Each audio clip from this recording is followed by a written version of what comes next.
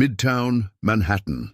The glass and marble boardroom of Preston and Hale Asset Management shimmered like a cathedral built for money.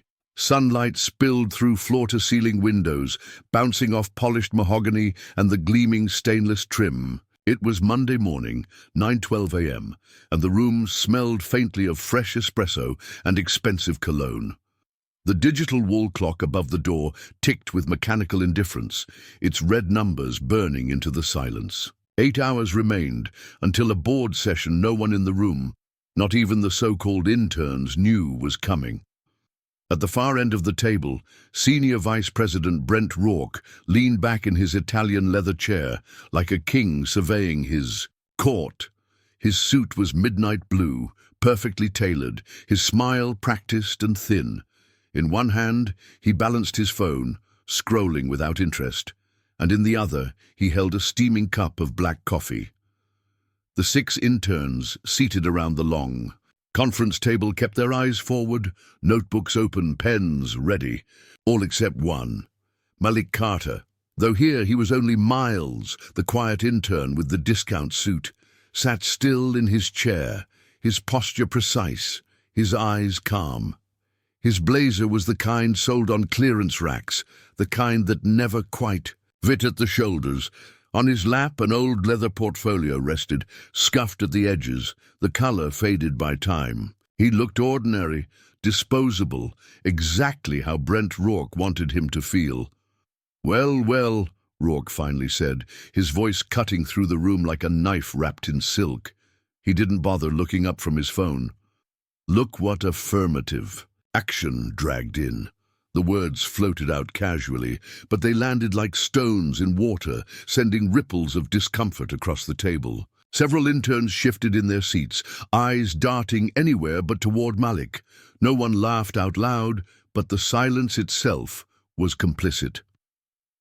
Rourke slid a stack of paperwork across the glossy surface.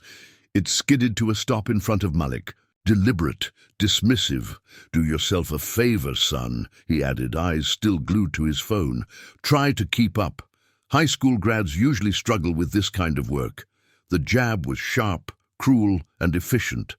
Malik's hands stayed perfectly steady as he placed the papers into his portfolio. He gave no retort, no protest, only silence. His stillness was unnerving. A silence that felt less like defeat and more like something gathering power beneath the surface. Rourke lifted his coffee cup to his lips, but his grip slipped. Or perhaps it didn't. The ceramic mug tipped forward, spilling a stream of scalding liquid across the mahogany. The coffee rushed toward Malik's end of the table, dark streaks spreading like ink. The interns gasped. Malik instinctively shifted his legs back as the heat crept dangerously close to his shoes. Oops. Rourke's smile widened, razor-thin, a predator testing its prey. Might want to clean that up before the real meeting starts. A couple of interns smirked. One girl stifled a laugh behind her hand. And in the corner, another quietly angled, her phone downward, the red recording dot pulsing, a covert live stream. The number of viewers began to climb. First dozens, then hundreds. Malik looked down at the coffee, staining the edge of his resume, the liquid soaking into the paper fibers. The room waited for him to scramble, to react, to show a flash of weakness they could devour later in whispers and group chats. Instead, he did nothing. He let the silence stretch until it became unbearable. His hands folded neatly on his lap, his expression unreadable. Above the polished table, the clock ticked again. 9:13 a.m. The digital numbers glared in red, 7 hours and 47 minutes remaining. The audience on the live stream watched closely, their comments beginning to pour in. Some mocked him, others whispered that maybe, just maybe, this intern wasn't as powerless as he seemed. Malik finally raised his eyes. Calm, steady, focused. In that moment, humiliation was no longer humiliation. It was fuel. Every insult, every smirk, every deliberate slight, they weren't breaking him. They were forging something sharper, and as Brent Rourke leaned back, confident he had reminded the room who held the power, Malik Carter sat in silence, already planning the exact moment that power would be ripped from him. The clock ticked again. 7 hours and 46 minutes remaining. The reckoning had begun. The bullpen of Preston and Hale Asset Management was a study in controlled chaos. Keyboards clacked in endless rhythm, muted conversations buzzed behind frosted glass offices, and the faint hum of copy machines stitched the background together. It smelled of toner, coffee, and ambition. On the far wall, a row of gleaming whiteboards displayed the day's task lists for the interns, names scribbled in black marker beside assignments that looked like busy work, but carried an edge of menace. It was 10:02 a.m., less than an hour since the boardroom incident, and the humiliation still lingered like smoke after a fire. The interns hovered by the whiteboards, eyes darting nervously as the senior associates barked instructions. Malik Carter, his cover identity, stood slightly apart, scanning the names with an intensity that belied his calm posture.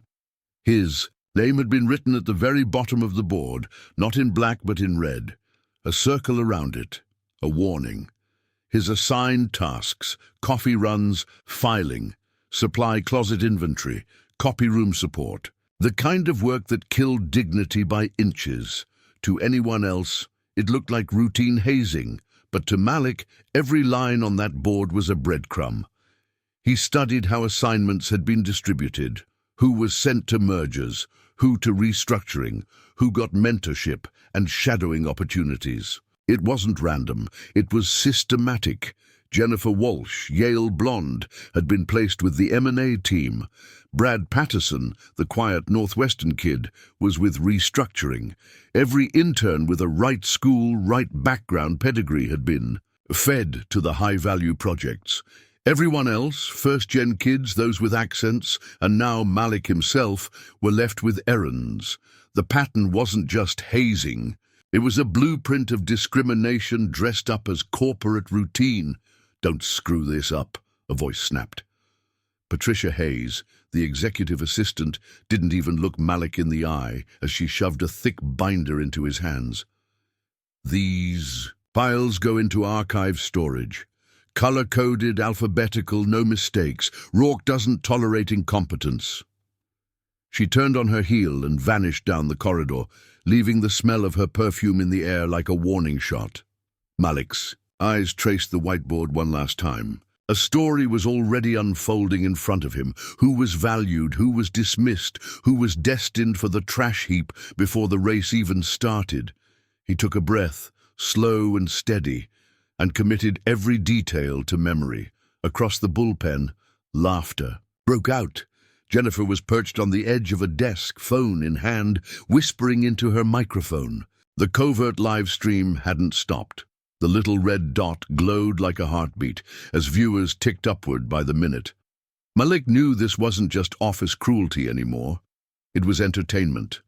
Thousands of strangers were watching in real time, judging, mocking, recording. What they didn't know was that they were also documenting evidence. He walked toward the archive room, a narrow hallway lined with steel cabinets. Inside, the air was stale and cold. Stacks of binders stretched like towers, years of corporate history filed away and forgotten. Malik placed the binder down on the table and opened it. He didn't start sorting immediately. Instead, he flipped to the back, where a sheet of signatures told a different story. Dates, initials, approvals for hiring and promotion. Names repeated, some always greenlit, others always crossed out. There it was again. The pattern. The door creaked. A shadow crossed the floor. "You okay in here?" The voice was low, warm, and unexpected. Malik looked up to see Rafa Ortiz, the janitor, standing in the doorway with his mop cart. His grey uniform was faded, his hands rough with years of work, but his eyes carried something Malik had seen too rarely this morning. Kindness. "I'm fine," Malik replied, voice even.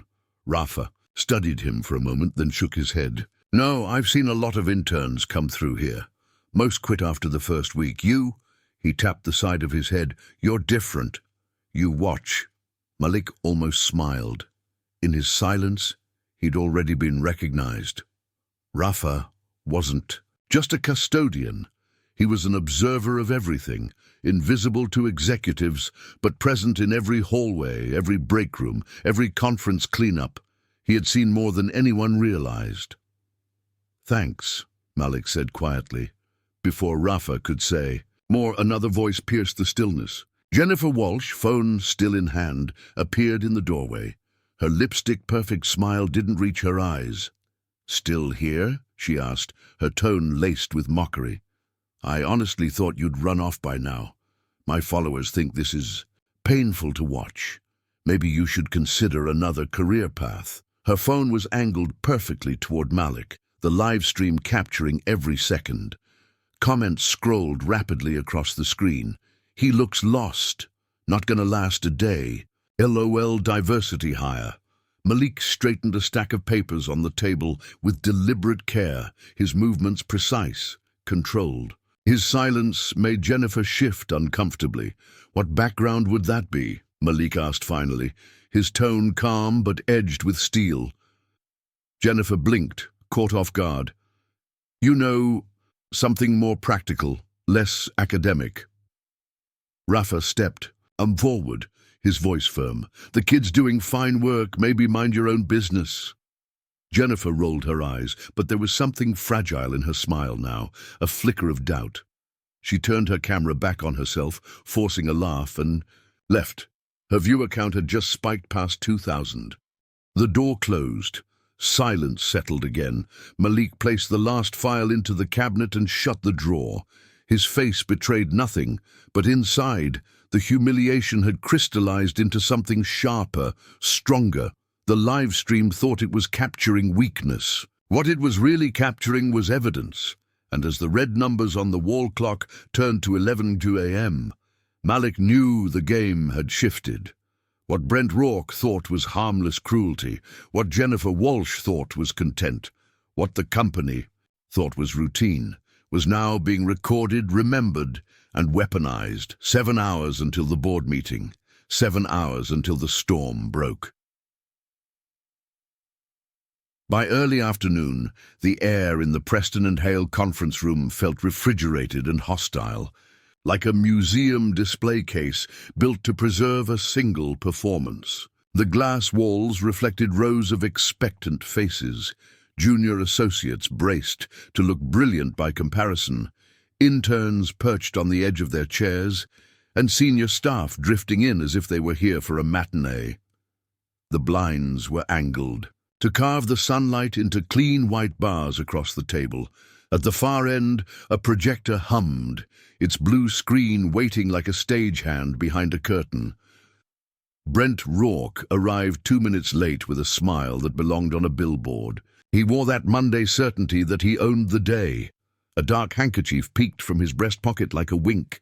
He clapped his hands once, casually theatrical, and the room fell quiet. "Welcome to our educational demo," he announced, letting the last word dangle. "I'm told some of you need fundamentals. Today we'll learn whether you're wheat or chaff." A few chuckles skittered across the table. Someone shut the door. On the glass wall beyond it, passing analysts slowed to watch, as if an accident had been reported inside. Malik, still miles to them, sat 3 chairs from the end, composed, hands folded over the same worn portfolio that had already tasted. And coffee. He had changed nothing about himself since morning, and that was the point. The cheap suit, the discreet tie, the unremarkable pen, camouflage that fit the environment so well it became invisible. He breathed in through his nose and counted. On the wall, the digital clock blinked 1:14 p.m.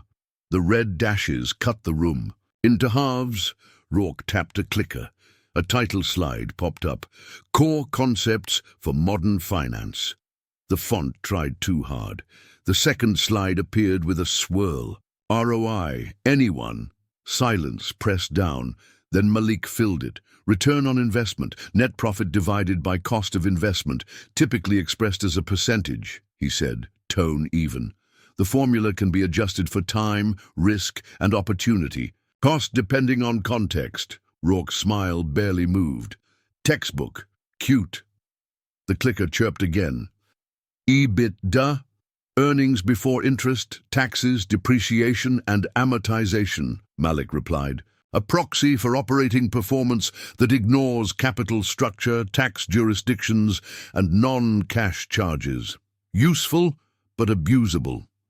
A junior associate blinked at the word abusable. Pens scratched. Rourke's hand paused at his lapel. He kept the show moving. Market cap. Share price times shares outstanding. A snapshot of market value, not intrinsic value. Phones eased up from laps as if pulled by tide. One intern angled her camera lens through a water glass to distort the shot artistically. Somewhere, a streaming chat reacted with confident ignorance and real curiosity. Comments fired upward in a blur. He sounds prepared. No way he's an intern. Wait till they give him a real problem. The number of live viewers ticked up 2,000, then 3. Rourke's smile thinned by a hair. All right, Miles, since you're so comfortable reciting, let's see if you can think. The slide changed again. A cluttered quarterly report filled the screen, figures stacked in tight columns, footnotes small enough to humiliate. He let the room stare at it for a beat, then motioned toward the far wall. Walk us through cash flows, he said. Tell us what matters. Malik stood. Chairs whispered against the floor. He did not take the head of the table. He stepped to the screen's edge, where light haloed his shoulders, and he glanced once at the top line to anchor himself. His eyes moved with steady precision, left to right, top to bottom, across operating, investing, and financing, as if he were scanning a coastline he had mapped years ago. Operating cash flow is 47.3 million, he began, voice low enough to make the room lean in. That's solid relative to revenue and suggests the core is generating real cash, not just accrual illusions. But inventory increased 6.2 million, while payables decreased 4. That combination implies they paid suppliers faster even as goods sat longer. Not fatal, but it's a red flag. Either demand softened or purchasing overshot. A cough tried to hide itself at the end of the table. Malik kept going. Investing cash flow shows a decline in capex, 8.2 million less than last. And quarter. They paused, spending on growth projects, which can be prudent if execution is messy, but paired with the inventory build, it smells like caution moving toward fear. He tapped his pen against the financing section without touching the screen. Financing outflows of 12.8 million, almost all debt service, with a minor equity buyback that looks more like optics than conviction. The buyback is mistimed if they believe a soft patch is temporary. If it's structural, then management is playing dress-up for the street. The room made that soft sound people make when they realize they may be learning something. Rourke did not make that sound. The lines beside his mouth deepened. He took 2 steps closer, invading a space he believed belonged to him. Anyone can memorize definitions, he said. Business is instinct, breeding, the kind of confidence you get from sitting at the right tables. The word breeding hung in the air like stale smoke. No one laughed this time. A junior analyst at the back lowered her eyes to the page and stopped pretending to take notes. Through the glass, 2 passers-by stood still. They didn't know whether to enter or stand witness. Malik let the insult travel the length of the room and die on its own. Then he redirected attention, not with argument but with information. He pointed to a footnote most people would ignore. Note 12 explains the inventory rise, he said. They changed their forecasting model last quarter to favor seasonality over bookings trends. The old model predicted a lighter second half. The new one justified ramping production. They chose the model that told a better story at the time. Rourke blinked once. Are you accusing management of manipulating guidance? I'm describing behavior, Malik said. The data speaks without adjectives. Numbers don't blink. Phones tilted higher. Someone whispered, "What did he just say?" The streaming chat flooded. He's cooking. Check the footnote. Where did they find this guy? A single emoji of a frying pan repeated down the screen until it became absurd. Rourke clicked to the next slide, then the next, as if speed would shake. Malik loose. The projector obeyed. Revenue segments, cost bridges. The walls closed in with spreadsheets. Malik matched the pace, calling out inconsistencies with the tone of a surgeon naming instruments. He never raised his voice. When a line item glowed suspiciously, he simply explained what it would mean if it were innocent, and what it would mean if it weren't. At the third slide, he paused. A small chart showed customer concentration. The top client had grown from 12% to 18% of revenue in 2 quarters. The footnote claimed diversification was ongoing. This is exposure, Malik said. A single client negotiating power up 6 points in 6 months. If they sneeze, we catch flu. The right response is either deepen moats elsewhere or lock this client with contracts that contain teeth. There's no evidence of either. We're being carried by a wave we don't control. Quiet spread like ink in water. It wasn't outrage. It was the kind of quiet that follows a clear sentence in a language everyone understood but had not dared to speak today. Malik felt the room tilt toward him, almost against its will. Rourke's smile came back, brittle now. "Thank you, Miles," he said, the name too sharp on his tongue. "We appreciate the enthusiasm." He turned to the interns. "You see how a certain background can produce the appearance of confidence. Real executives learn when to sit down." A couple of the interns flinched, not because of the words, but because of the tone, the way he lightly salted the air with a message that everyone recognized and no one could quote. The live-stream chat erupted. Did he just say background? Who talks like that on camera? Someone screen record this. Before Malik could move, the door opened halfway and a head appeared. It was Ava from research, the junior analyst who had lowered her eyes. She hesitated, then stepped inside and slid into a chair along the wall as if she belonged there. Rourke gave her a glance that suggested she didn't. She looked down and began typing anyway. Rourke changed tactics. He flipped the slide deck to a blank white screen, as if cleansing the palette, then closed the laptop entirely with a soft slap. "Let's do this the old-fashioned way," he said. "No crutches." He reached for a dry erase marker and wrote a sequence of numbers that did not come from the deck. "You have a portfolio with a weighted average cost of capital of 9%, an internal project with a projected IRR of 11%. But the project inflows are backloaded and contingent on regulatory approval that historically takes 18 to 24 months. Approve or reject. No hedging." An intern near Malik swallowed audibly. Jennifer tapped a manicured nail on her phone as if she were scoring a game. Malik didn't look at the marker math. He looked at the edges of the problem, at the unsaid parts that governed the answer. If the approval timeline is uncertain and the inflows are backloaded, the IRR is a mirage, he said. The risk-adjusted return likely falls below WACC once you price the delay and binary risk. If we have alternative uses of cash that clear hurdle with less variance, we fund those first. We can structure a conditional commitment with milestones, or purchase a cheap option on the project by funding pre-approval steps that increase our bargaining power without locking capital. Reject as is. Negotiate better. A soft wow escaped from somewhere behind the glass. Rourke capped the marker too hard. It clicked like a misfired round. "Instinct," he said, his voice losing the velvet. "You can't learn it from a study guide or from where you came from." Malik held his gaze, unflinching. "Every instinct I have comes from counting what others don't bother to count." The room exhaled as if someone had opened a window. Rourke didn't blink. The clock read 1:28 p.m. The minutes fell away like chips on a table. Back to work, he said suddenly, the performance ending with a curt nod. We'll see who lasts the quarter. Chairs scraped back. Conversations restarted without meaning. The projector lamp cooled with a soft whine. Malik returned to his seat, collected his portfolio, and resisted the urge to look at the live stream numbers. He didn't need them.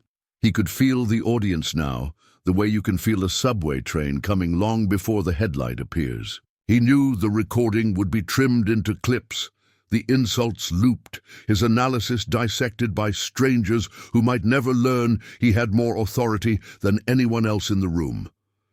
As the interns filed out, Ava lingered as if tying a shoe. She slipped a folded printout under Malik's portfolio and didn't look at him. He waited until the hallway was nearly empty before he opened it. The page showed email headers, not content, senders, dates, subject lines. The subjects were sterile enough to pass the company filter, culture calibration, onboarding fit notes, quarterly alignment. The senders told the real story. 2 were from Rourke. 1 was from HR. 1 was from a vendor he recognized by rumor, a boutique consultancy that sold assessment tools. At the bottom, in Ava's cramped print, a sentence. They're meeting in ops at 2:30 to standardize scoring. Malik memorized the thread of names and burned the page in his mind. He folded the printout back into the portfolio and slid the pen along the spine. His heartbeat stayed slow. The humiliation of the morning was now a blade, sharpened by contact, with stone. In the hall, the glass vibrated with the ordinary noise of a firm pretending to be a family. Phones rang. Laughter fell too loudly. Someone cursed the copier. The building breathed and blinked and continued, unaware that the oxygen in this floor had changed composition.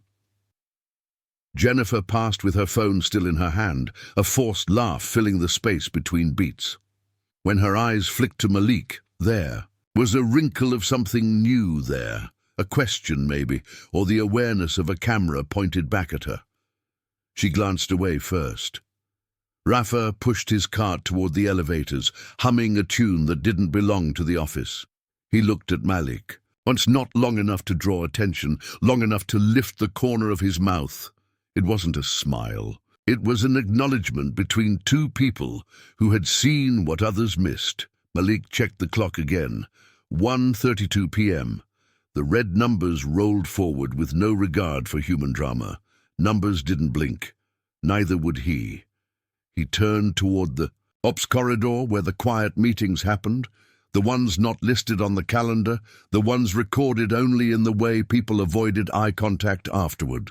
The glass walls showed his reflection walking, ordinary and forgettable, a figure moving through a company that had convinced itself cruelty was culture and bias was instinct.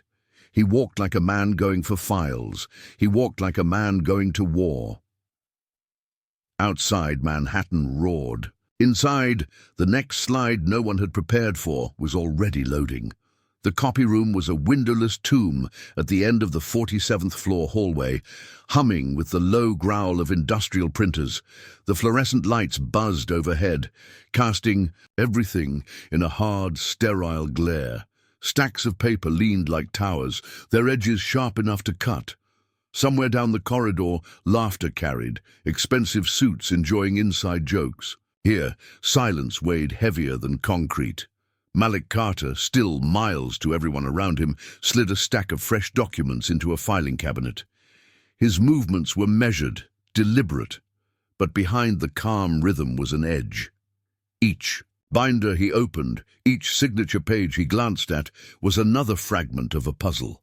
No one else in this building realized they were scattering. Hiring records, termination reports, performance evaluations annotated with vague words like fit and culture. He read patterns in ink the way others read markets, the names that advanced and the ones that didn't, the subtle biases baked into. Notes that would ruin careers. He absorbed everything. He remembered everything. The clock on the wall ticked to 2:07 p.m. 6 hours and some change until the board convened. 6 hours until the masks came off. The door creaked. Miles. The Voice was mocking, syrupy with feigned sweetness. Jennifer Walsh leaned in the doorway, her designer heels clicking on the linoleum. Phone in hand, camera angled low, she was still feeding her anonymous audience. The faint glow reflected in her eyes as she framed him inside her shot. Still. Here, God, I thought you'd have quit by now. She smiled for the lens. My followers are obsessed. They keep asking how long you'll last. They've got bets going. She tilted the screen so he could see comments streaming by. 3 more hours max. He's folding any second now. Watch the diversity hire crumble. Malik placed another binder into its slot without acknowledging her. His silence was louder than any reply.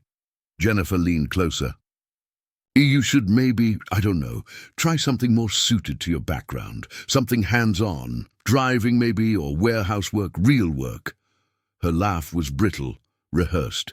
Before Malik could answer, a rough voice cut through. That's enough. Rafa Ortiz, the janitor, stood just inside the door with his mop cart, eyes fixed on Jennifer. His uniform smelled faintly of bleach, his posture heavy from decades of work, but his presence filled the space with something stronger than authority, decency. This kid's doing his job, Rafa said. Leave him be. Jennifer rolled her eyes, flipping her hair with a flourish for the stream. Relax, janitor. I'm just giving advice. Rafa didn't move. Advice isn't supposed to humiliate. The room stilled. For a moment, even the buzzing fluorescent lights seemed to fade. Jennifer's smile cracked under the weight of silence, and she finally turned her phone back on herself, chirping some dismissive line before strutting out. Her departure left a residue of tension that clung to the air. Rafa studied Malik for a long moment. You're quiet, he said, but you're watching. I've seen plenty come and go. Most kids keep their heads down and pray they don't get noticed. You let them think they've won while you're writing it all down up here. He tapped his temple. Malik allowed the faintest flicker of a smile. Observing is the first step. Rafa chuckled. Then you're miles ahead of half the executives. Here! He wheeled his cart out, leaving Malik alone with the hum of the machines and the faint smell of ink. But the silence didn't last. A shadow moved at the frosted glass window. Then a voice. Brent Rourke. The door pushed open without a knock. There you are. His tone carried the fake warmth of a man about to deliver another blow. Filing? Coffee runs? Perfect. Right in your wheelhouse. He strolled inside, surveying the copy room as if it offended him. You know, we run a lean ship here. No dead weight. Internships are designed to filter out those who don't belong. Saves. Everyone the embarrassment later. He leaned closer, lowering his voice just enough to force intimacy. Honestly, I don't know what HR was thinking bringing you in. This isn't charity. It's Wall Street. You keep up or you get out. Malik's gaze met his for the first time that day. Calm, steady, too steady. Rourke shifted, unsettled by the lack of reaction. His eyes darted toward the stack of files Malik had already sorted. He flipped through one binder, his smirk faltering, as he realized how precisely everything had been organized. Huh? Didn't expect that from you. He dropped it on the table carelessly, paper edges fanning. Keep it up, he added, forcing the smirk back, or don't. Either way, you're not cut out for this. He left as abruptly as he came, the door swinging shut behind him. Malik stood in the humming silence once more, but now the stillness carried weight. Brent's words weren't just insults, they were confessions, cracks in the facade of control. Malik had seen it before in boardrooms across the country, men like Brent hiding fear behind cruelty, confusing arrogance with strength. The wall. Clock ticked to 2:15 p.m. 5 hours and 45 minutes left. Malik opened his leather portfolio and slid in a fresh page of notes. His handwriting was neat, deliberate, each word a record, each timestamp a bullet. He wrote down everything, Brent's phrasing, Jennifer's taunts, Rafa's defense. Not just facts, patterns, connections, evidence. Outside the copy room, the Office buzzed with the illusion of business as usual. Inside, Malik was building a case strong enough to topple an empire. He paused, listening to the muffled sounds beyond the door, the low drone of conversation, the occasional burst of laughter. He knew what they thought of him, ordinary, disposable, beneath notice. And that was exactly how he wanted it, because by 6 o'clock, their entire world would flip. The cafeteria on the 47th floor looked like something out of a glossy brochure. Marble counters, sleek espresso machines, rows of polished steel tables. But the shine couldn't mask the undercurrent of hierarchy that ran deeper than any menu item. Lunch was never just lunch here. It was theatre. It was where reputations were made or unmade, where whispers carried more weight than paychecks. At 12:42 p.m., Malik Carter walked in with a paper tray that held nothing more ambitious than a turkey sandwich and a bottle of water. He chose a table in the far corner, under a muted abstract painting, his posture unhurried but precise.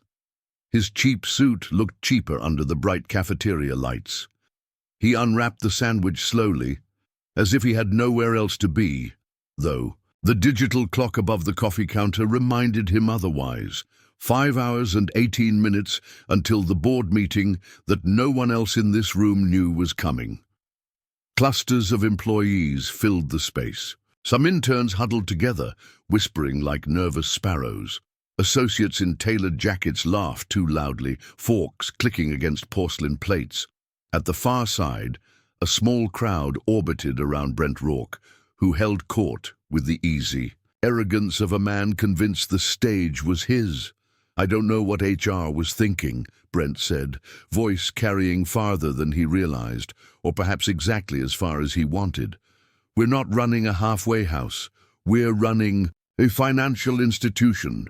You can't lower the bar and expect results." His audience chuckled obligingly, a chorus of agreement. Malik's pen scratched across his notebook. He didn't even look up. He simply wrote, "Rourke, 12:44 p.m. Cafeteria. Not a halfway house. Lowering the bar."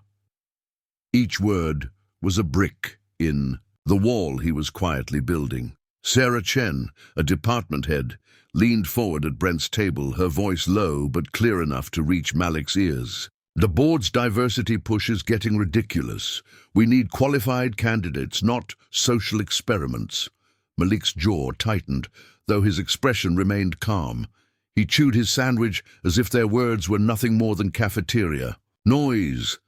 But in his notebook, the words appeared in perfect cursive. Sarah Chen. 12:45 p.m. Qualified candidates, not social experiments. The laughter from Brent's table swelled again, a brittle sound that rattled through the cafeteria. Around Malik, other employees avoided his corner. Some glanced over with pity, others with something colder, relief that they weren't the ones sitting alone. At a nearby table, Jennifer Walsh had her phone propped up against a water bottle. The covert live stream was still running, the little red dot pulsing like a heartbeat. Her voice was pitched low, conspiratorial. "Look at him," she whispered for her audience, tilting the camera discreetly toward Malik.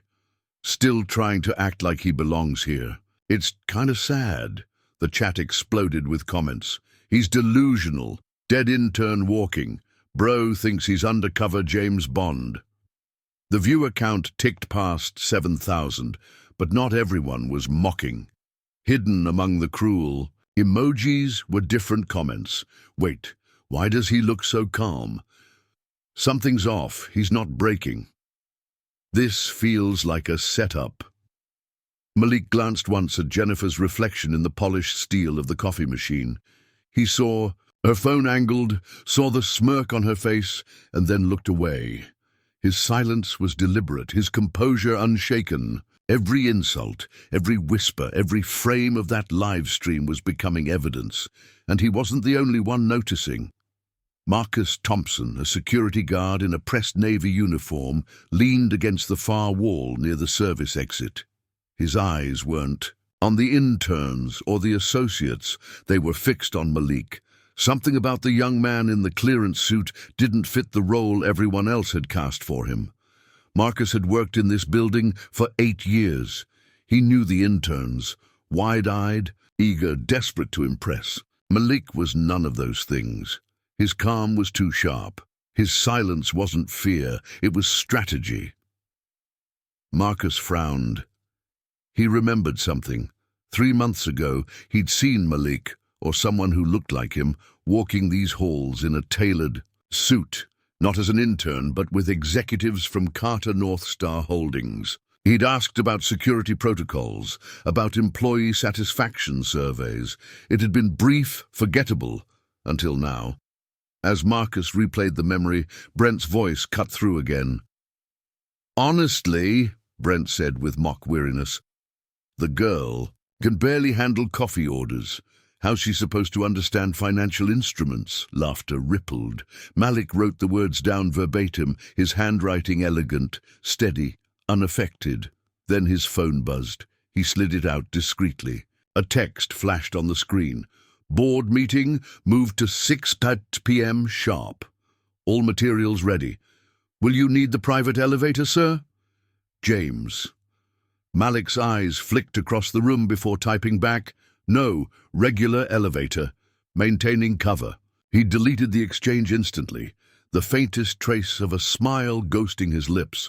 Jennifer's camera was still angled toward him, still feeding the stream. She whispered, "He's texting. Probably his mum to come pick him up early."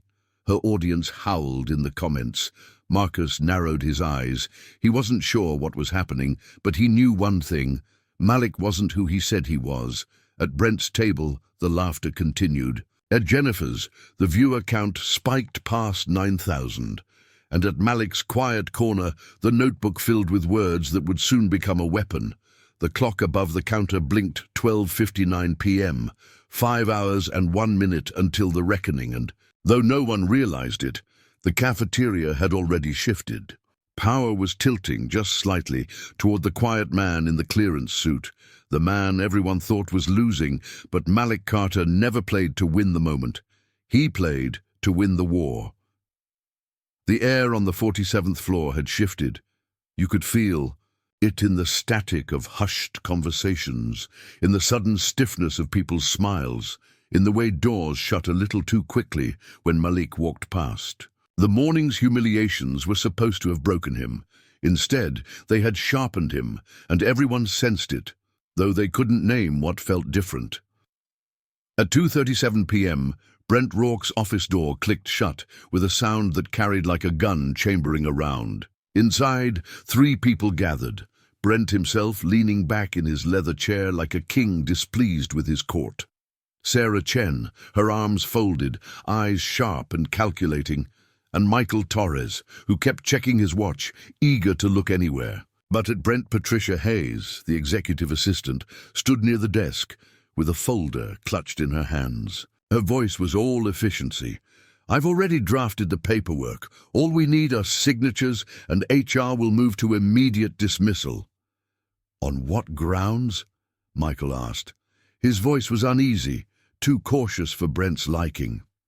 Brent's smile was the kind people practiced in mirrors before a fight. "Safety violations, unauthorized access, disruptive behavior, the usual script. If corporate asks, we'll say he was a liability." He swiveled in his chair, his tone dripping with satisfaction. "Trust me, liability is the easiest poison." "To sell," Sarah's voice was crisp. "If we move now, we get ahead of this live stream mess. Contain it before it spreads." Patricia opened the folder. "Section 4.7 of the handbook, unauthorized access to sensitive materials. It won't hold up to a court challenge, but it'll get him out the door before the board notices." Brent leaned forward, tapping the desk with one finger, savoring the moment. "Perfect. By 4 o'clock, he'll be gone. By 6, nobody will even remember his name." What Brent didn't realize was that his door wasn't fully shut. In the hallway, Malik paused just long enough to hear the words liability and gone by 4 o'clock. He kept walking, quiet as ever, but inside his chest The pieces clicked together. They weren't just trying to humiliate him anymore. They were moving to erase him. By 2:45 p.m., Malik slipped into the staff break room on level 42, where Marcus Thompson was waiting, his security badge clipped neatly to his belt, a coffee in his hand. The veteran guard's expression was grim. "I don't know who you really are," Marcus said in a low voice. "But I know you're not just another intern. 3 months ago, I saw you touring this building with North Star executives, asking about surveillance systems, employee morale. You weren't carrying resumes then." Malik studied him. He could see the honesty in Marcus's eyes, the quiet courage of a man used to being invisible, but never blind. He decided to give him just enough truth. "They're planning to frame me," Malik said simply. Marcus nodded. "I know. I overheard. Rourke talking to HR. They're filing a complaint, claiming you've been sneaking into restricted areas, messing with documents. Once that goes on record, you're finished. Even if it's a lie." The guard leaned in. "They're going to. The ops office at 4. Patricia already has the paperwork. If you don't stop it, it sticks." Malik took a slow breath. His voice was calm, but there was steel in it. "Then I'll need everything, every camera angle, every hallway, every second of today." Marcus hesitated. "That's a lot of footage. It could get me fired." Malik met his eyes.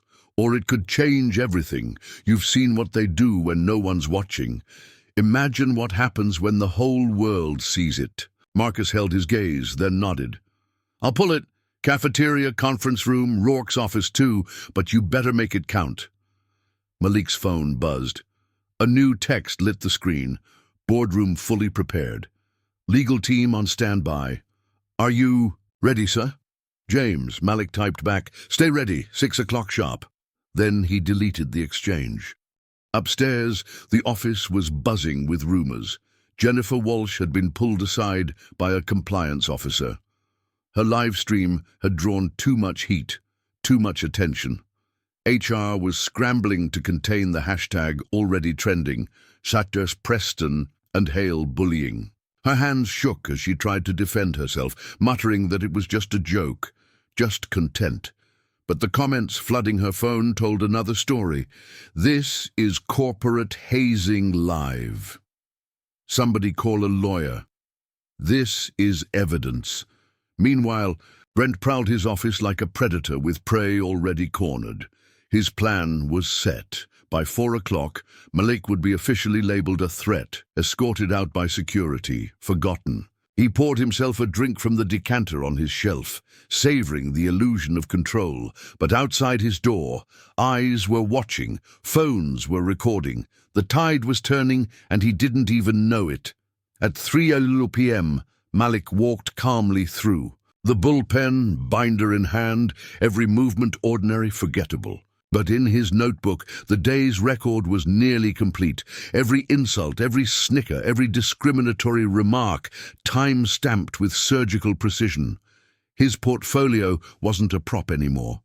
It was a weapon. And as the red numbers on the wall clock blinked forward, the building itself seemed to hold its breath. 3 hours until the ambush, 3 hours until the board meeting.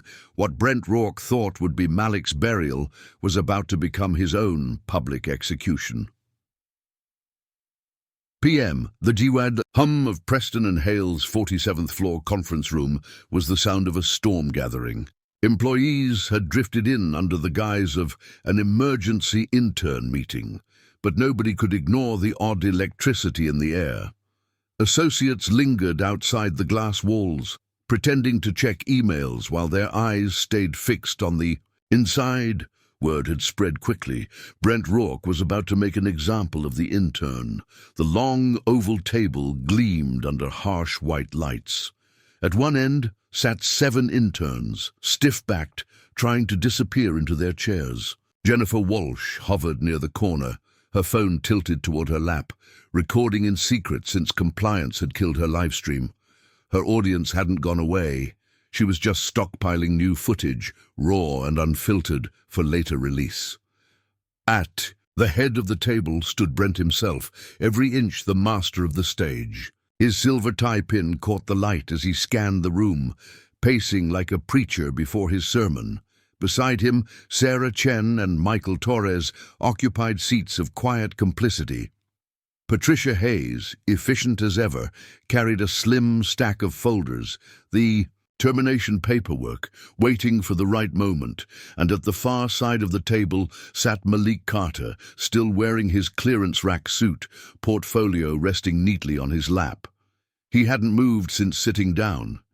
He hadn't needed to. His stillness itself felt like defiance. Brent slapped the folder onto the table. "Let's not waste time," he said, voice pitched to carry through glass. "Some of you have shown promise today. Others," his gaze cut straight to Malik, "have shown themselves to be liabilities. And liabilities, ladies and gentlemen, have no place at Preston and Hale." The words echoed. A murmur rolled through the interns, some confused, others suddenly attentive. Jennifer raised her phone higher. Her audience count ticked up again. The comments flew. "Here it comes. He's done. Watch this clown get tossed." Brent pointed a manicured finger toward Malik. "You've been observed accessing restricted areas, rifling through confidential documents, disrupting operations, and creating a hostile environment for your fellow interns. These are serious violations, grounds for immediate dismissal." Silence followed, thick and suffocating. The interns looked at each other, uncertainty etched on their faces. Brad Patterson, the quiet Northwestern kid, finally spoke. His voice cracked, but it carried. "Sir, with all respect, that's not true. Malik hasn't disrupted anything. He's actually helped us. He's the reason I finished my assignment." Brent's smile was razor-thin. "Mr. Patterson, I don't recall asking for your opinion." Brad shrank into his chair, cheeks burning, but he didn't take it back. The seed of doubt had been planted. Patricia slid the paperwork forward. "If you'll just sign here, Brent." "Wait." Malik's voice cut through the tension like steel through glass. Calm, unhurried, but commanding. Every head in the room turned toward him. "Are you formally accusing me of misconduct, Mr. Rourke?" Brent blinked, thrown off by the steadiness of the question. "I'm stating facts." "Then let's examine the facts," Malik said, standing. With slow precision, his eyes never left Brent's. "Which specific policies did I violate?" "Dates, times, locations, witnesses, beyond Ms. Walsh's videos, of course." All eyes flicked to Jennifer, who stiffened. Her phone wobbled in her grip. Brent faltered, rifling through the folder. Section 4.7 of the Employee Handbook. Unauthorized. Access to sensitive materials. "Show me these materials," Malik replied, his tone surgical. "What documents? Which cabinets? Which files? Who saw me?" The silence that followed was deafening. Brent's hand froze over the paperwork. The interns leaned forward, breath held. Employees outside pressed closer to the glass walls. Everyone could feel it. The script was slipping. Brent's smile cracked. "You know what you did." Malik's eyes didn't waver. "I'm asking for specificity, evidence, witnesses." Jennifer's phone caught her reflection in the glass wall. Her smirk was gone. In its place was panic. She whispered into the mic for her recording, "He's flipping it. Oh my God, he's flipping it." The red numbers on the wall clock blinked 4:01 p.m. At that exact moment, Malik's phone buzzed. A message lit the screen. "Conference room prepared. Security notified. All board members present. Ready when you are." "James." He slid the phone into his pocket without a word. Then he picked up Brent's laptop from the table, where the lid had been left ajar. His fingers moved with the certainty of someone who belonged. "What are you doing?" Brent barked, voice sharp now, desperate. "I need to show everyone something important," Malik replied. The screen lit up. Brent's email was still open. Rows of subject lines filled the wall-size projector. "Diversity problem. Lowering standards. Cultural fit rejections." The room gasped collectively. Malik's voice carried steady and deliberate. "March 15th. From Brent Rourke to Sarah Chen. Another diversity hire disaster incoming. These people don't belong in our industry. Sarah's face drained of color. Brent lunged forward. Stop this. That's private property. Security. But security didn't come. Marcus Thompson stood in the doorway, arms crossed, eyes locked on Brent. He didn't move. To stop Malik, he didn't need to. The room itself had already chosen its side. Malik scrolled, revealing more poison with every line. May 3rd, reject candidate Chen Park, too ethnic. Won't fit company culture. May 17th, promote Johnson over Martinez. We need the right image. In client-facing roles, June 24th, found a way around diversity quotas. Reject on cultural fit. Legal can't touch us. Phones were up everywhere now, recording, flashing. The evidence wasn't just being shown, it was being immortalized. Brent's voice cracked into a scream. This is entrapment. It's illegal. Malik turned, his voice colder than steel. What's illegal is your documented pattern of discrimination. Title 7 of the Civil Rights Act, Section 1981, State Employment Laws. Each violation carries fines up to $300,000. Each email is written intent. And now, he glanced at the wall of phones recording him. Each one is evidence. The room erupted. Gasps, whispers, outrage. Jennifer's phone slipped from her hands, clattering to the floor. The recording didn't stop, and for the first time all day, Brent Rourke's confidence evaporated. He wasn't the predator anymore.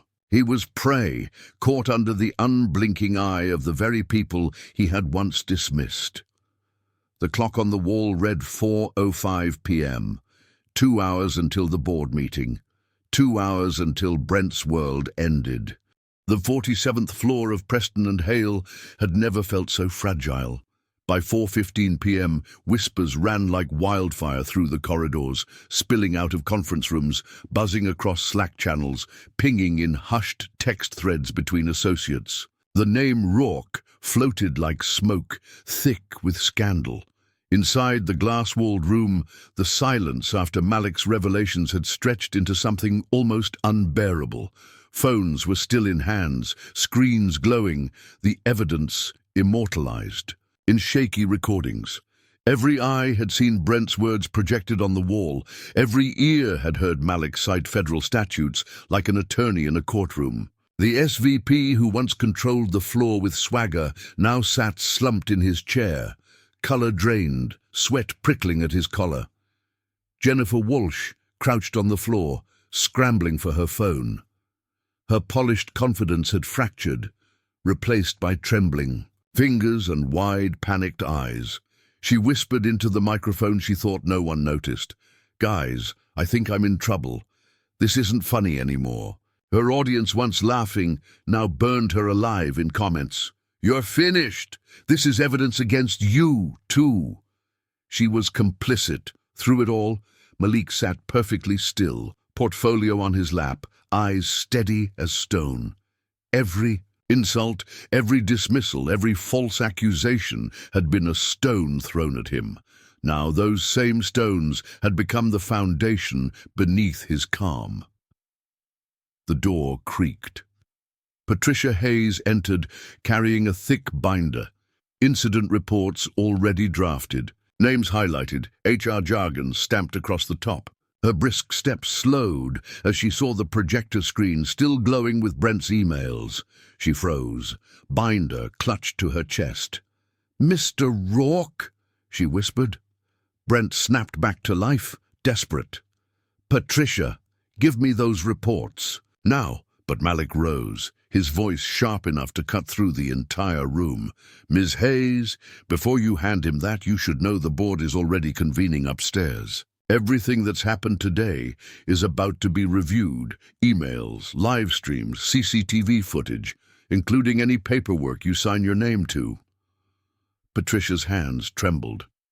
She looked from Brent to Malik, then to the crowd of employees outside. The glass walls, dozens of phones were aimed at her. Her loyalty shifted in real time. The binder slipped from her grip onto the table with a dull thud. Brent exploded. "You don't know who you're dealing with." His voice cracked, too high. Too wild. I built this floor. I made half the people in this building. You think they'll turn on me for some intern? But he was wrong. The faces outside weren't afraid anymore. They were watching with a hunger Brent had never seen before. The hunger for justice. Malik adjusted his cuff, slow and deliberate. At 6 o'clock, Mr. Rourke, the board will hear everything. But since you mentioned who people are dealing with, he stepped forward into the light of the projector. His voice shifted, dropping the softness of Miles and taking on the authority of a man used to being obeyed. My name isn't Malik Miles Carter. It's Malik Elijah Carter, CEO of Carter North Star Holdings. The room gasped as one. The name rippled outward like a stone dropped into water. Phones tilted higher. Jennifer's jaw fell open. Brad Patterson whispered, "No way," under his breath. Even Sarah Chen looked like she'd swallowed glass. Malik reached into his portfolio. From the worn leather, he drew a platinum badge on, a black lanyard, the Carter North Star crest gleaming under fluorescent lights. He placed it on the table, and the sound it made was like a gavel striking wood. You've spent the day humiliating me, assigning me menial tasks, mocking me, recording me, conspiring to erase me. His voice carried, deliberate and unflinching. What you didn't know is that this was an undercover assessment, a test of Preston and Hale's workplace culture. And you failed spectacularly. The silence after his words wasn't empty. It was heavy, almost reverent. Brent staggered to his feet. This is a lie. It's a stunt. He's making it up. But Marcus Thompson stepped forward from the doorway, a small black tablet in his hand. He's not lying. Mr. Carter asked me to pull every CCTV feed from today. I've got it all. Rourke's coffee stunt, Jennifer's live stream, Sarah's comments in the cafeteria. Every second is time-stamped and stored. He turned the tablet for all to see, the footage looping silently. The crowd outside erupted in murmurs. Some pressed their phones against the glass, capturing everything. Malik met Brent's eyes one last time, voice calm but final. By 6 o'clock, this company won't remember you as a leader. They'll remember you as Exhibit A.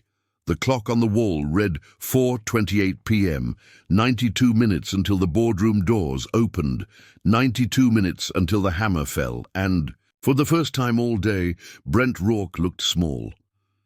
4:45 p.m. The entire 47th floor of Preston and Hale throbbed like a pressure chamber about to crack. Rumors no longer whispered. They thundered in hushed voices across open workstations, behind closed doors, in elevator rides where silence had become unbearable. Every employee knew something seismic had happened. Some thought the intern had blackmail. Others swore Brent had been caught in a scandal. No one guessed the truth yet, that the intern was the man who owned their futures. Brent Rourke had locked himself in his office, blinds drawn, pacing like a caged animal. His tie hung loose, his face slick with sweat. On his desk sat an empty glass, the decanter beside it drained too quickly. His phone buzzed incessantly with calls from numbers he couldn't answer. HR, legal, compliance. He didn't pick up. Instead, he muttered to himself, rehearsing lines, excuses, defenses. They won't listen to him. He's an intern. He's nothing. They know me, they trust me. But each word rang hollower than the last. Out in the hall, Patricia Hayes was shredding papers, her own incident reports. The steady whir chunk of the shredder felt like penance. Her hands shook as she fed pages through, eyes darting toward the glass wall where associates still hovered watching. Her allegiance had shifted in an instant. She wasn't protecting Brent anymore. She was trying to save herself. Sarah Chen sat rigid at her desk, scrolling through her emails with a sick expression. Her name had been on some of those threads Malik projected. Her comments, so casual at the time, now read like career suicide. Qualified candidates, not social experiments. She stared at the words, bile rising in her throat. She imagined the board seeing them, imagined her father reading about her disgrace in the Wall Street Journal. For the first time in years, Sarah felt the ground beneath her status begin to crumble. Michael Torres had already made his choice. He slid quietly into Malik's orbit, approaching him in the corridor with his voice low. "I didn't send those emails. I didn't write those words. You know that, right?" His desperation made his words tremble. Malik studied him with those steady eyes, offering no reply, only silence. And silence was worse than condemnation. Silence meant, "Wait your turn." Jennifer Walsh was crying in the restroom, mascara streaked down her cheeks, her reflection unrecognizable. She replayed every second of her live stream in her head, the comments, the laughter, the fire emojis when she mocked Malik. She thought it was entertainment. Now, with her phone buzzing under a storm of notifications, she saw it differently. You're complicit, you're cruel, you're finished. Her career hadn't even started, and already it felt over. And in the center of it all, Malik Carter moved like the eye of the hurricane, calm, deliberate, untouchable. He walked the halls in his clearance suit. But everyone who looked at him now saw something else. Authority radiated off him, quiet but absolute. The man they'd dismissed hours ago as coffee runner now carried himself like the one person who could rewrite their fates. At 5:10 p.m., the elevators chimed. Executives from Carter North Star Holdings stepped onto the floor. Their presence was unmistakable. Sleek charcoal suits, subtle lapel pins, body language that demanded space without asking. The entire 47th floor seemed to hold its breath. James Morrison, Malik's lifelong aide and executive assistant, led the group. He carried a leather portfolio thicker than Patricia's entire filing cabinet, his expression one of calm efficiency. When his eyes found Malik across the room, they nodded. Once a silent confirmation. The trap was set. Employees scattered. Some ducked into cubicles. Others pretended to focus on spreadsheets. But everyone was listening. Everyone was watching. Brent's door finally opened. He emerged with the desperate energy of a man clinging to the last rungs of power. His smile was too wide, too brittle. "Gentlemen," he called to the Carter North Star executives, "glad you're here early. I can explain everything." But James didn't even look at him. He addressed Malik directly. "Boardroom's ready, sir. All members are present. Legal is in attendance. Security's standing by." The word "sir" detonated like a bomb in the hallway. Eyes widened, hands froze over keyboards. A ripple of realization swept through the floor. Brent stopped cold, his face drained of color. "Sir," he whispered, eyes darting between James and Malik. Malik adjusted his cufflinks, cheap ones, bought for this disguise, but the motion carried the gravitas of royalty. "It's time." He walked toward the private boardroom doors at the end of the hall. Every step was measured, deliberate. Employees parted for him without a word, the same way they'd part for a judge entering a courtroom. Marcus Thompson fell into step behind him, tablet in hand, carrying hours of CCTV footage like holy scripture. Brent stumbled forward, voice cracking. "Wait! This isn't fair! You can't do this! You don't have the authority!" Malik turned his head just enough for his voice to carry down the hall. Calm, surgical. "Brent, I am the authority." The words landed like hammer blows. Phones went up again. Associates whispered frantically. By the time the boardroom doors swung open and Malik stepped inside, the entire 47th floor had transformed. The intern was gone. The mask was gone. Malik Carter, black billionaire CEO of Carter North Star Holdings, had arrived. The mahogany doors closed behind him with a heavy thud, and inside, the reckoning began. The boardroom of Preston and Hale was a temple of glass and mahogany, designed to make anyone who entered feel small. Tonight, it had never felt larger, nor more dangerous. The floor-to-ceiling windows bled orange light from the fading Manhattan sun, casting long shadows across the polished table where power had been traded, hidden, and abused for decades. At the head of the table sat 9 members of Preston and Hale's board, their expressions carved in stone. To their right, 4 Carter North Star executives, Malik's own people, sat silently, laptops open, prepared to dissect every word. Behind them, General Counsel Patricia Wu arranged a stack of binders thick enough to drown a career. Security sealed the doors at exactly 6 p.m. No one in, no one out. Brent Rourke shuffled in like a man headed for the gallows. His tie hung, crooked, his eyes bloodshot, his confidence cracked into jagged fragments. He tried to summon charm, nodding at board members he once schmoozed at golf retreats, but not a single nod came back. He wasn't Brent the SVP anymore. He was Brent the accused. Sarah Chen entered next, her father, board chairman Robert Chen, watching her like a stranger.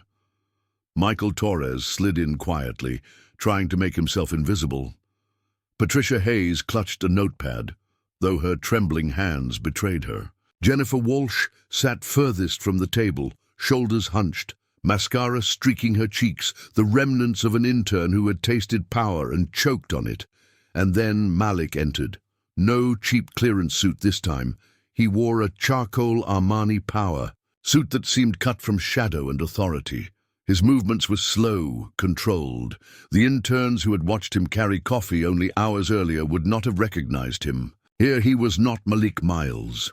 Here he was Malik Elijah Carter, billionaire CEO, heir to Carter North Star, the man who could end careers with a single sentence. He set his leather portfolio on the table with a sound that silenced the room. "Ladies and gentlemen," Malik began, his voice calm but carrying to every corner of the chamber. "For 8 hours today I sat in this building under the guise of an intern. I was insulted, dismissed, mocked, and plotted against. I endured humiliation not because I had to, but because I chose to." He tapped the portfolio. What I collected was not coffee, it was evidence. Patricia Wu rose smoothly, activating the wall-mounted display, the screen lit with Brent's emails, each one projected in massive, undeniable clarity. "March 15th, Malik read aloud.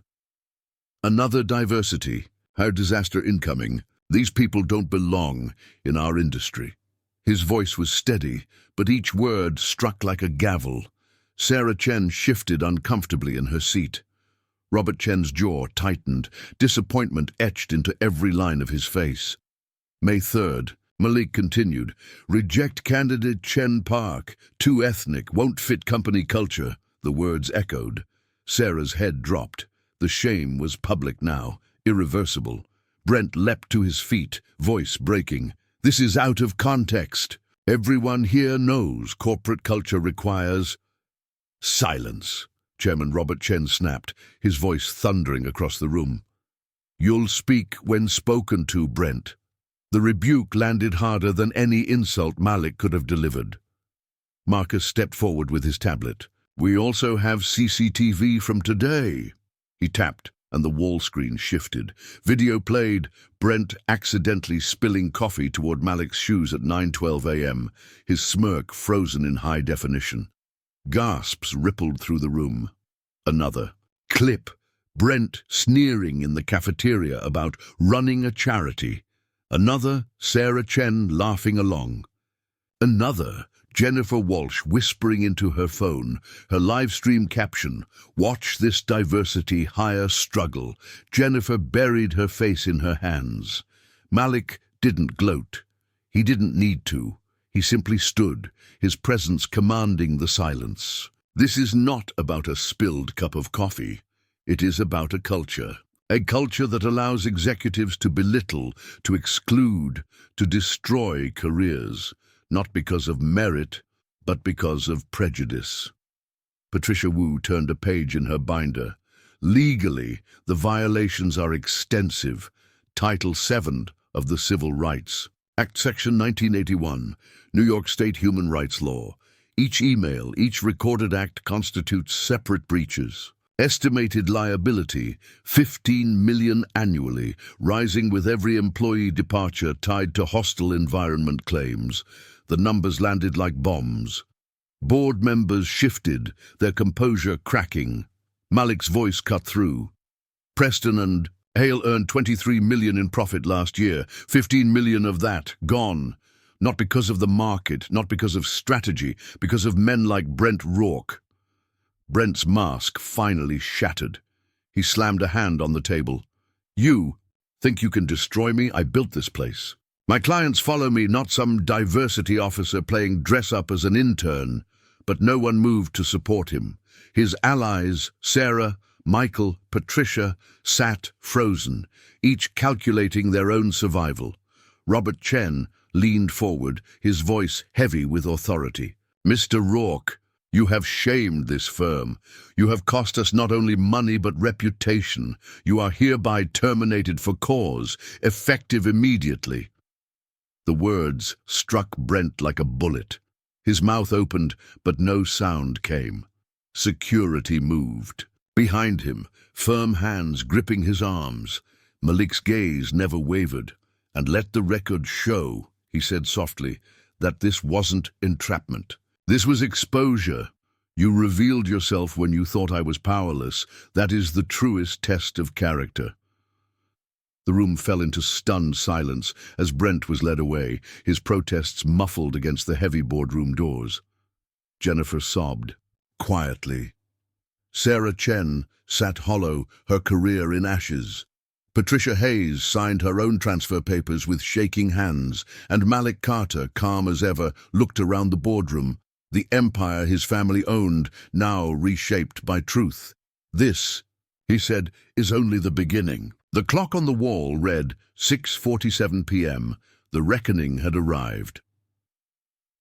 p.m. The mahogany doors of the boardroom swung open, and the echoes of the verdict spilled into the 47th floor corridors. Security escorted Brent Rourke down the hall like a fallen general stripped of his epaulets. His face, once smug and untouchable, now looked pale, sagging with disbelief. Employees didn't look away this time. They stared, some with disgust, some with relief, others with grim satisfaction. Phones rose like a wall of judgment, recording his descent. By the time Brent reached the elevator, a chant had started in whispers, "No more Rourkes! No more Rourkes!"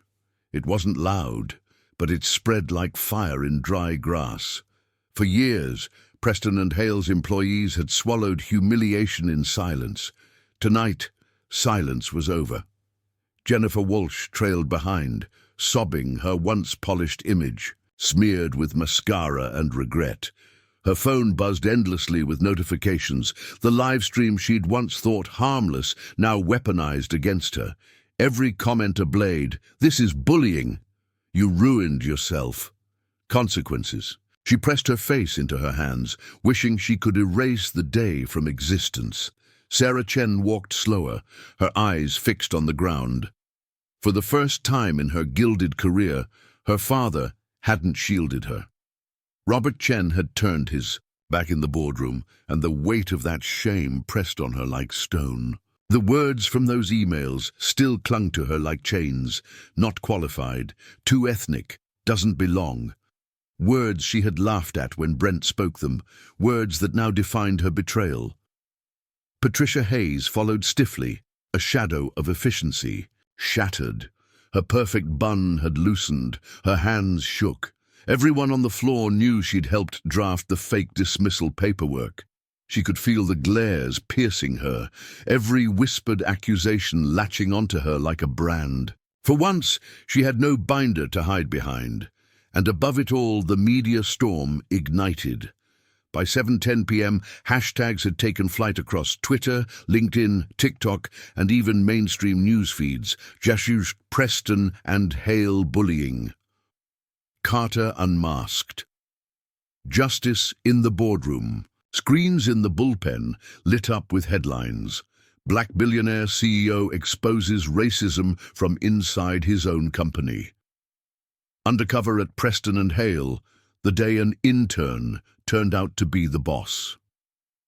Video of coffee humiliation sparks nationwide. Outrage. The footage spread at light speed. Employees in Houston, Los Angeles, Chicago, subsidiary branches of Carter North Star, forwarded clips in Slack channels. HR departments in rival firms were already whispering, if he could do this there, he could do it anywhere. Who's safe? Inside. The 47th floor, Malik Carter stood by the boardroom windows, the skyline stretching below him like an empire. His Armani jacket hung perfectly, but his eyes weren't on his reflection. They were on the people outside, secretaries whispering at their desks, associates peeking nervously from cubicles, interns huddled together with wide eyes. Marcus Thompson, still holding the tablet with hours of damning CCTV, approached quietly. "Sir," he said, voice deep and steady, "the whole floor knows now. Nobody sees you as an intern anymore. You want me to shut down the rumor mill?" Malik shook his head. His voice was calm, deliberate. "Let it spread. Truth has more power when it walks on its own feet." At that moment, Mr. Rodriguez, the elderly janitor, appeared in the doorway. His uniform was rumpled, his hands rough from decades of unseen labor. But when his eyes met Malik's, he didn't bow, didn't tremble. He simply nodded, as if to, I knew you were different from the start." Malik gestured him inside. "Everyone overlooked you, didn't they?" Rodriguez shrugged softly. "Most folks don't see the man pushing the mop. They only notice when the floor's dirty. The words cut deep, truer than any quarterly report. Malik's lips curved into the faintest smile. "Not anymore. Tomorrow, your name will be on a fund worth $500,000 a year. Scholarships, opportunities, all under the banner of Rodriguez Excellence." The old man's eyes filled with tears he tried to hide. For 15 years, he had been invisible. Tonight he became a symbol. Out in the bullpen, whispers grew louder. For the first time, employees weren't whispering out of fear. They were whispering with hope. The toxic weight Brent had smothered them with was gone. Still, Malik knew the hardest part hadn't even begun. The emails, the live streams, the CCTV, those were weapons that destroyed corruption. But what came next was harder. Rebuilding trust. Creating a culture where silence wouldn't be survival, but choice. His phone buzzed again. CNN, CNBC, Fortune.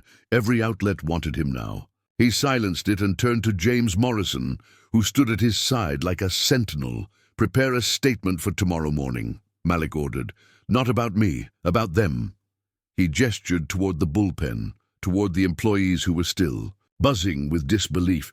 "They need to hear that this company will not just remove rot, we will plant something new, and it will grow."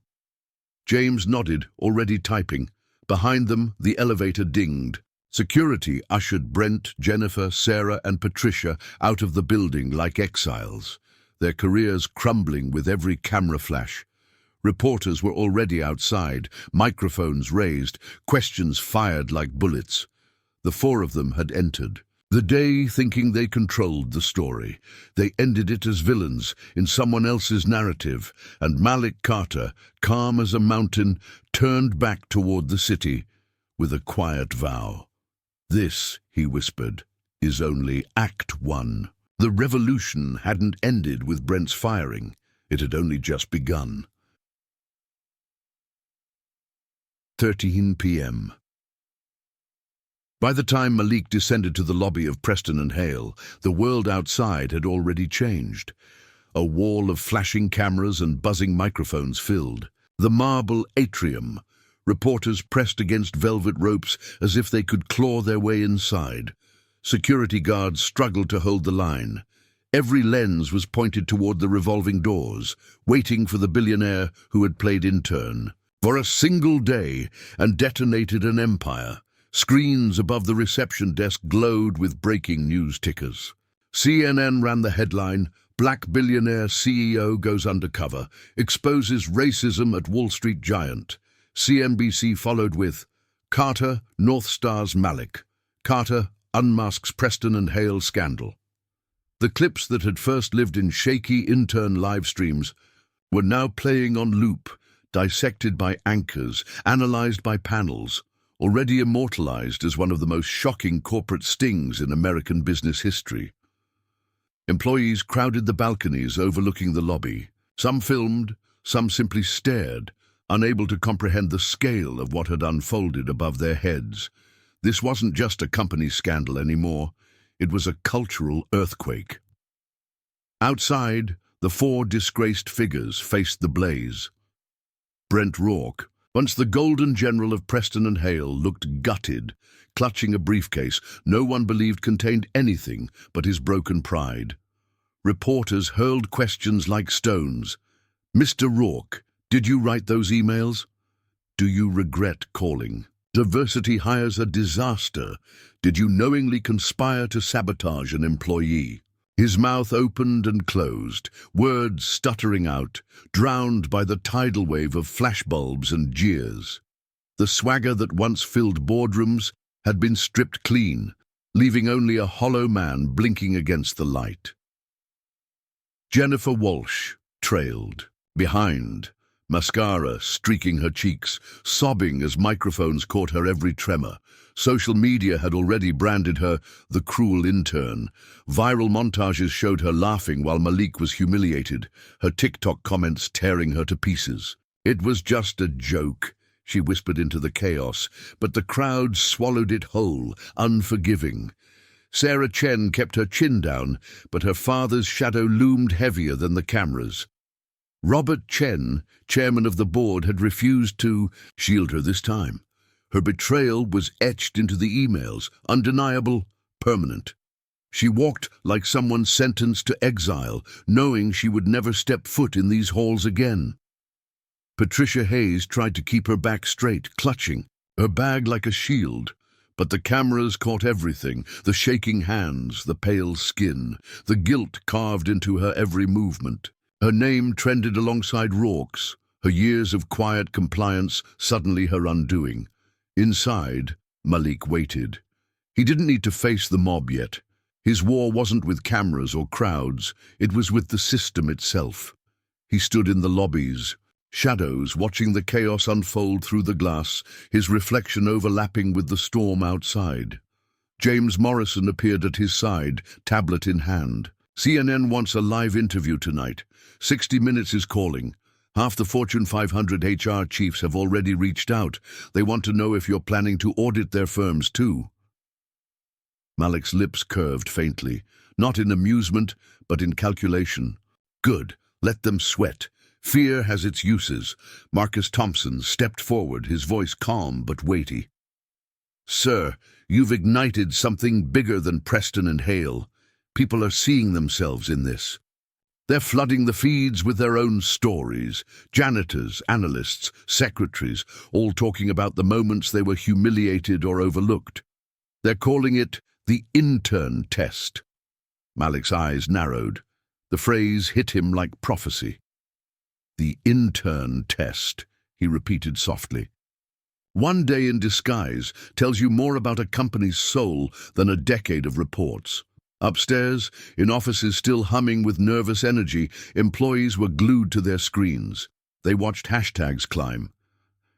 Intern test. Malik Carter. End corporate bullying. Stories poured out from across the country. A Latina analyst at a rival bank tweeted about being told her accent was unprofessional. A black lawyer described how clients assumed he was the help. A single mother shared how she was passed over for promotion because family distractions made her less committed. For the first time, their voices were amplified. Malik's day of humiliation had become their proof of concept. By 8 p.m., the lobby itself had become a stage. Reporters were screaming for Malik. Protesters had arrived outside, holding signs, "We are not experiments. Respect is ROI." Carter exposed the truth. James leaned closer. "If you step out now, the footage will go global instantly. You'll own the narrative, or—" His eyes flicked to Malik's, sharp and knowing. "You can wait. Let Them boil. The longer you stay silent, the more the world speculates. Malik's gaze didn't move from the glass doors, where Brent's face was now plastered across every camera. Humiliated, cornered, finished. The same Brent who had smirked at him this morning, spilling coffee onto his shoes like it meant nothing. "No," Malik said at last, his voice iron steady. "I'll speak tomorrow. Not to reporters, to the employees, to the people who live. This every day. The cameras will find me anyway, but first, my people need to know I'm rebuilding this from the ground up." James nodded, already pulling up draft talking points. Marcus slipped his tablet under his arm, standing at Malik's back like a silent shield. Mr. Rodriguez lingered in the corner, hands clasped, watching with quiet pride. Malik finally stepped away from the glass, his reflection dissolving into the city lights beyond. The world outside thought the story was finished tonight, that the firestorm was the finale, but Malik knew better. The storm was only Act 2. Tomorrow would be Act 3, rebuilding, and this time no one would look away. 7:02 a.m. The 47th floor of Preston and Hale was quiet, almost reverent, like a cathedral before Mass. Employees filtered in, slower than usual, their eyes heavy from the sleepless night that had followed the scandal. The air carried a strange tension, not the old, choking kind of fear under Brent Rourke, but something sharper, expectation. Every screen in the office pulsed with the same image: Malik Elijah Carter. Charcoal Armani suit, eyes steady, portfolio under his arm. Across every major outlet, his face had replaced Brent's. The story hadn't just trended, it had exploded. Overnight, hashtags had climbed into the millions. The Son's Intern test wasn't just trending, it was the #1 story in America. Wall Street had never woken up to a headline like this. Billionaire CEO goes undercover, dismantles racism in a day. Other firms scrambled. Goldman circulated emergency memos about reaffirming our commitment to diversity. Morgan Stanley announced a surprise town hall. Smaller firms huddled in conference calls, desperate to avoid becoming the next Preston and Hale. Whispers echoed, what if Malik sends the intern test here? But inside Preston and Hale, Malik Carter didn't need whispers. He needed transformation. At precisely 7:15 a.m., Malik stepped into the bullpen. No boardroom, no glass partition. Just him, standing among the cubicles where the heart of the company lived and bled. The employees who had once snickered at him now rose instinctively, like students when the headmaster walks in. Phones tilted toward him, but Malik wasn't looking at lenses, he was looking at them. He raised no hand, gave no theatrical pause. His presence was enough. "Yesterday," Malik began, his voice carrying over the hum of computers, "you watched me sit among you as an intern. You watched how I was treated, how some of you treated me. You also watched what happened when truth came to light." The silence was absolute. He moved slowly, deliberately down the rows of desks. "Let's be clear. This company will never return to what it was. The days of silence, of humiliation, of casual cruelty hidden under a smile. They're over permanently." He stopped at Jennifer Walsh's empty cubicle, her chair still pushed out as if she had fled. Phones tilted closer. Malik didn't flinch. "This seat is vacant now, and not because of failure in numbers or knowledge. It's vacant because of failure in humanity. Let it be a lesson to all of us. Cruelty is not clever. It is not culture, and it will never again be currency in this firm." A murmur rippled through the floor. Some lowered their eyes, guilt creeping in. Others straightened, emboldened. Malik let the silence breathe before continuing. "Effective today, Preston and Hale is no longer just an asset management firm. It is the flagship of a new Carter North Star initiative, the Diversity Excellence Program, and it starts here." James Morrison stepped forward with a folder, handing Malik the blueprint. Malik unfolded it on a desk so everyone could see. "Phase 1, he said. Anonymous reporting. As of this morning, every employee has access to an encrypted system to report bias, harassment, or discrimination. No manager will ever know who filed it. Every report goes directly to an independent compliance team. Gasps and nods broke out across the bullpen. For years, complaints had disappeared into HR black holes. Now, there was a direct line. Phase 2, Malik continued. Real-time bias monitoring. Company email and chat systems will flag discriminatory language before it festers. Not to punish, but to educate. To prevent rot before it spreads. Patricia Hayes, standing in the back with lowered eyes, winced. She knew those systems would have caught half her inbox. Phase 3, Malik's voice rose. Accountability. Every manager, every executive, every partner will be re-evaluated. Not just on profit margins, but on culture. Retention rates, employee satisfaction, mentorship. If you cannot build people up, you cannot lead here. Period. The crowd's energy shifted. Fear began to alchemize into hope.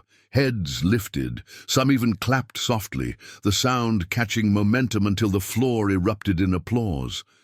Malik didn't smile. He wasn't finished. He gestured toward Mr. Rodriguez, who stood humbly at the edge of the crowd in his janitor's uniform. And finally, the Rodriguez Excellence Fund. $500,000 annually in scholarships for underrepresented students who want careers in finance, because the next generation deserves more than a seat at the table. They deserve the chance to own the table. The applause swelled into cheers. Mr. Rodriguez's eyes brimmed with tears, his weathered hands clutching his cart. For 15 years, he'd been invisible. Now his name was etched into company history. Malik raised his hand, and the room quieted once more. Listen to me carefully. This isn't just about Brent Rourke. It isn't about a few bad actors. It's about a system that rewards cruelty, that confuses arrogance for leadership. We will dismantle it here, and we will rebuild something better. If that makes you uncomfortable, I understand. There are elevators downstairs. His words were not angry, but final. Employees shifted uncomfortably, but none moved toward the doors. Malik's gaze swept the room, steady and unyielding. The world is watching us, not just Wall Street, America. They are waiting to see if this company will crumble under scandal or rise as proof that dignity and profit can coexist. We will rise, but only if every single person here decides that today is the last day Preston and Hale tolerate silence. Silence. Then, slowly, hands clapped again, louder this time. It wasn't just polite applause. It was conviction. The kind that comes when people realize history is being written in real time and they are inside the chapter. Malik nodded once, a small acknowledgement. Act 2 was exposure. Act 3 is rebirth. Welcome to the new Preston and Hale. By 9 a.m., the world outside knew.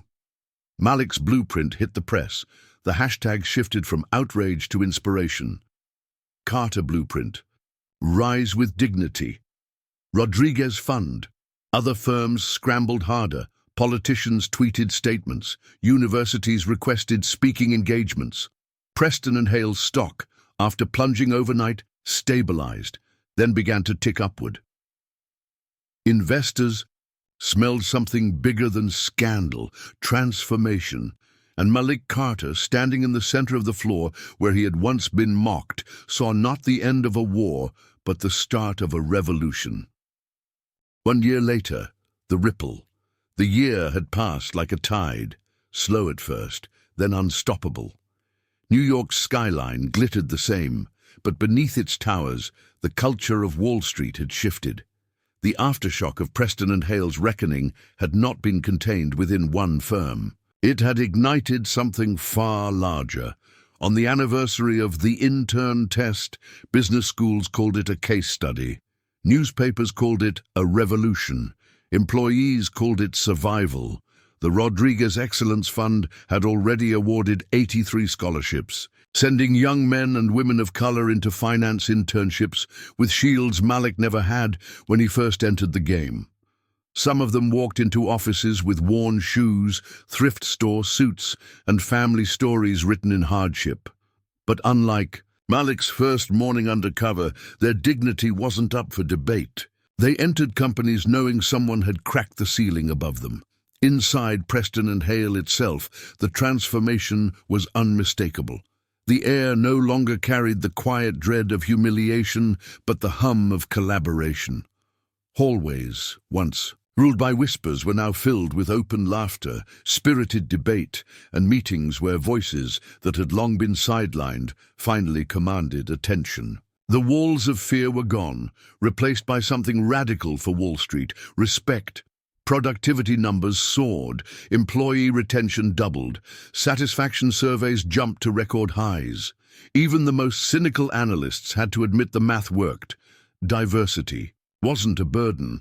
It was an engine, but Malik Carter hadn't just rebuilt a firm. He'd changed an industry. Within 6 months, 7 rival firms had implemented variations of the Carter blueprint. Anonymous reporting platforms multiplied. Compliance. Officers found themselves armed with AI-driven monitoring systems. Cultural metrics joined profit margins in executive evaluations. HR chiefs, once gatekeepers of silence, became defenders of change. It wasn't perfect. Resistance still smoldered in corners. Old habits clung stubbornly. But the message was clear. The old rules of cruelty were no longer untouchable, and the world never forgot the man who started it. Malik Carter, once underestimated, was now immortalized. Fortune named him CEO of the Year. Time magazine placed him on the cover, the man who put Wall Street on trial. His TED Talk on dignity in business racked up 8 million views. Harvard Business Review dissected his methods. Even Congress whispered about the Carter standards as a model for corporate accountability. But Malik didn't chase the spotlight. He never needed it. His focus remained inward, on the lives he could touch within the empire he'd reshaped.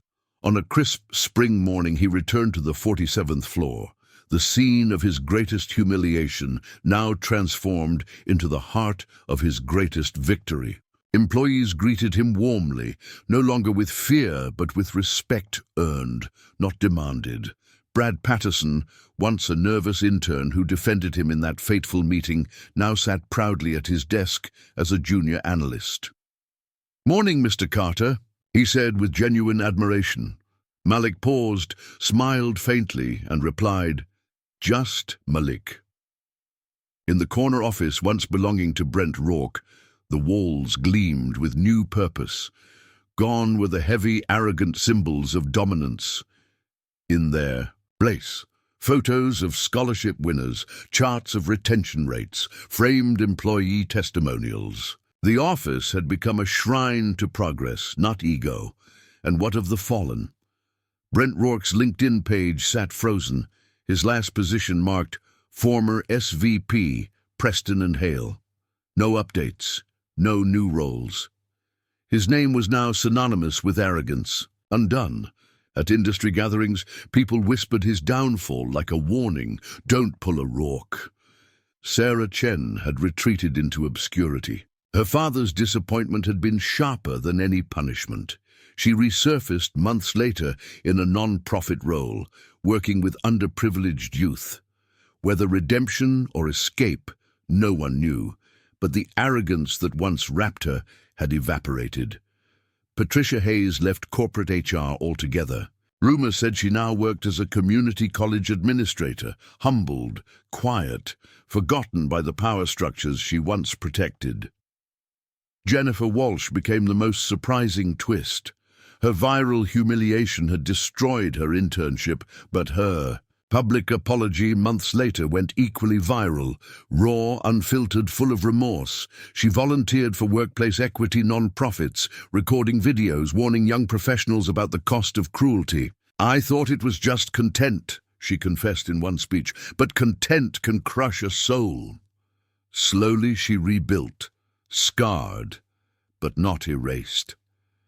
And then there was Mr. Rodriguez, once invisible, now celebrated. He had been promoted to Director of Facilities and honored in business journals for his role in sparking the Rodriguez Fund. Each scholarship recipient wrote him letters, thanking him not just for money, but for inspiration. "You made me believe. Someone like me belongs here," one student wrote. His name had become a symbol, dignity in labor, strength in silence. That morning, Malik walked into Rodriguez's new office. The old janitor looked up, still humble, though the plaques on his wall told a new story. Malik extended a hand. "You reminded me what's worth fighting for," he said quietly. Rodriguez's eyes glistened. "No, son, you reminded them."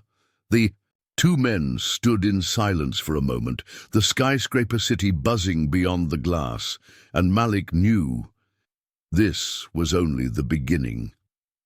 The intern test had started as one man's mission, but it had grown into a movement that demanded every leader, every manager, every company ask itself the hardest question. How do you treat the powerless when no one is watching? Because Malik had proven the truth. Someone is always watching. The revolution had begun with a spilled cup of coffee. Now it stretched across America, reshaping boardrooms, classrooms, factories, hospitals, anywhere people once thought silence was survival. Malik Carter, Billionaire CEO, didn't just change Preston and Hale. He changed the rules of power forever.